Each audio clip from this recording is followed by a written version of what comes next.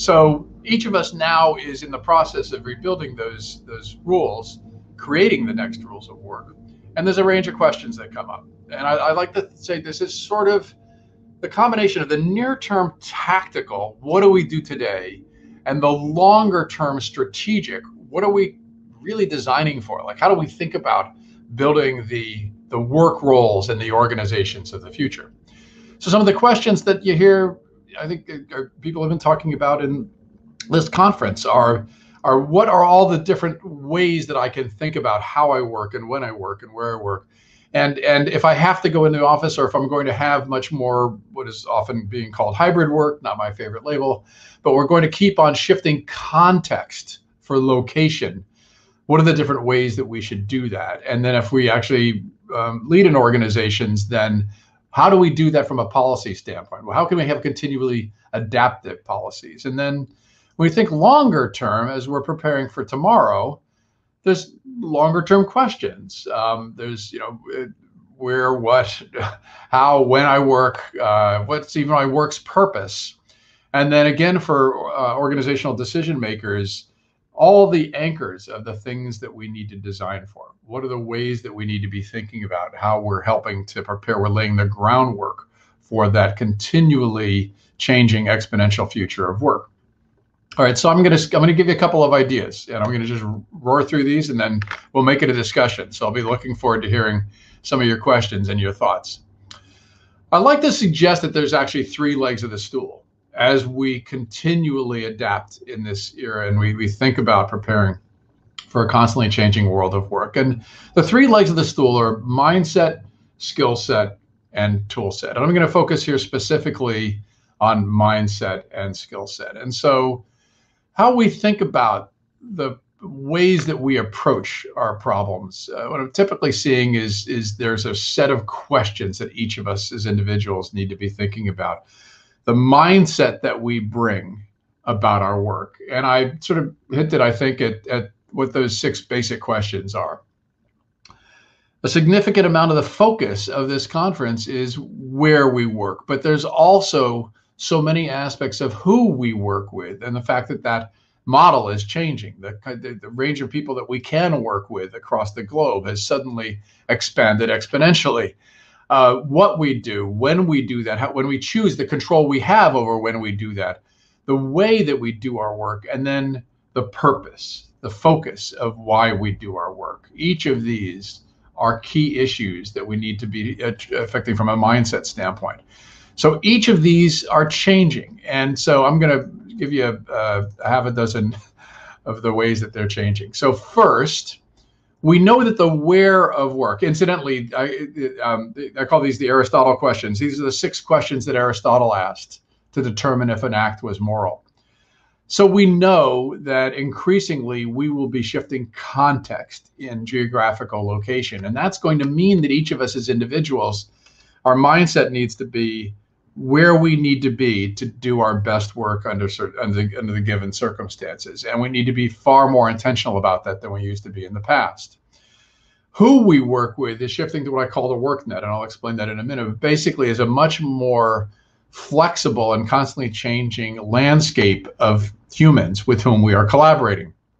What we do is increasingly becoming what I call a portfolio of work, not just traditional jobs, but a range of different work contexts, projects, problems to solve that you can wrap together in a portfolio. And in the same way we have portfolios of work, we're going to have portfolios of learning as well.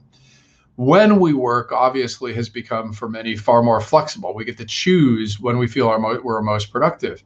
What you're seeing right now is we all have to adapt to the calendar if we're going to become as global as we are. As a matter of fact, I've done talks at virtually every hour of the clock in the past year. Our tool set, the how we work, is changing, and I'll talk just a little bit about that, and especially the why, and that's something I will definitely spend a few minutes on. So, when I said the who of whom we work with is changing, this is one way to think about it. Is I said the old model of many organizations was a box. It was binary. Your relationship with the organization, you were either in the box or you're outside the box. And you're a traditional employee or you were not employed. And then suddenly all these other use cases came along where we had remote and distributed workers, part-timers, contractors, cloud workers, crowdsourced, and so on. And so the box was no longer sufficient to be able to contain all these use cases for work. So that's why I say the who of what we're doing now for work has turned into a work net. And if you are a distributed worker, if you're a remote worker, if you're working on projects, if you're doing those projects on cloud platforms like WorkNet, you are Upwork, you are increasingly part of a work net. And so I think that's a mindset, is that you have this flexible range of skills and you have the capacity to do a range of different work roles and solve a range of different problems, work in a range of different projects. And that is a fabric of people all using their human skills to be able to solve problems for the organization's stakeholders. So that's the mindset, is that we're going to have this much more fluid way of working. And then that's going to require a certain skill set. So the way we're going to navigate all these changes is by focusing on some of the most important skills. Now, I'm going to give you just a really quick crash course. This is actually a drawing that I did years ago for a friend's son who was very into motorcycles. But I'm going to give you a crash course in human skills, and then we'll wrap up on some of the strategies. So work is essentially just three things. Work is, I talked about a range of different use cases for work, but work, the actual work that we do, is basically just three things. It's a problem to be solved, and it doesn't matter whether it's a dirty floor or a complex market entry strategy or a deep human problem. It's a set of tasks that we perform, and that doesn't, in this case, it's running to the broom closet and getting a broom and sweeping, and it's our human skills to perform those tasks. So that's basically it. Our human skills applied to tasks to solve problems. So but those skills. We're often, the traditional way that we learn skills is by gathering a bunch of what I call no skills, knowledges, bodies of information. And increasingly what we're seeing is there's a range of different skills that are flex skills, skills usable in a range of different situations. And that is increasingly where we need to focus our energies to be able to prepare for a world of exponential change. And so one way to think about your human skills, the way you bring energy to be able to solve problems, is on a landscape. On the left axis, the y-axis, think of it as from what you don't love very much, that's the lower left-hand side, to things what you aren't very good at, to things that you are really, really good at. So the lower left-hand side, not so good at it, upper right, very, very good at it. And then the bottom, the x-axis, is things you don't love very much and things you do love a lot. So you can do the math yourself. You're not very good at it, you don't love it. Sure, we all need to do some work that's not all that great, but that's work to try to avoid as much as possible, or to do only when you're young and you're learning. Work that you're really good at, but you don't love so much, sure, again, we all need to do things to be able to make money, but the more we can be using our human skills to be able to solve the problems that fascinate us and use skills that we love to use, that's really moving along the bottom axis. And then, of course, the magic quadrant is skills that we both are really, really good at and skills we love. And I call these our superpowers. And if I could wave a magic wand, if there's any 4 flexible skills in a world of exponential change that I think every single human being on the planet, 4 superpowers that we all need to develop, they're what I call PACE. We all need to become problem solvers, because that's why people pay us, is to solve problems. In every organization, there's 1 or 2 people who think it's their job to create problems, and you probably know who they are, but for the most part, we're problem solvers. We need to all be agile and adaptive. We need to all bring our creative problem solving skills to our work. And finally, we need to do that with empathy. Well, that fourth one kind of sounds like it's a little bit out of the context of the other ones. We have to be problem solvers who are continually agile and adaptive and creative, but then why empathy? Well, it's our human ability to understand the problems of others, whether it's the challenges of a customer or the challenges of a deep human problem that actually are what make us human. So not only will our creativity and our adaptivity keep us ahead of the robots and software, but our human empathy, our ability to be able to deeply understand the lived experience of others, will also continue to allow us to differentiate and solve the problems of today and tomorrow.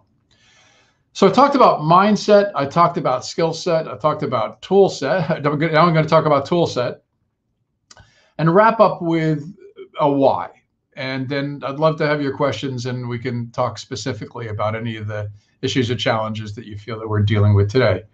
But basically, my premise is that so much of the way we've thought about especially our technology tool set in the past has got to change. A lot of the ways that we've used our technologies have actually been to replace human work, to automate those tasks that I was talking about. That's typically where we throw robots and software, is to take the painful, mundane tasks that humans have done and to automate them away. And increasingly, what I want to urge us to do is to have the mindset that the tool set that we're creating is about helping humans to be able to develop superpowers, to be able to solve new problems, to be able to collaborate together far more effectively across the global landscape that we are now using. So I want to wrap up, I think, by saying I believe that the future is already here. It's just not evenly distributed. We're already doing so many of the activities that I was saying that Gino was doing in that 25-year vision of the future. But there's one part of that, sort of six-leg stool that I was talking about in terms of the Aristotle questions, and that's the why. And I want to finish on just that note as to the why of our work. Each of us, when we start out in work, we first want to know what we could be paid for, and then hopefully we keep on doing that and we find we're getting paid better. If we're good at it, we get paid more. And then some people stop there, and that's what I call the old rules of work. But some kept going and did what they love, and then some even went even farther and eventually might have found out what the world needs. Well, what we're finding with young people nowadays, this, by the way, is called Ikigai.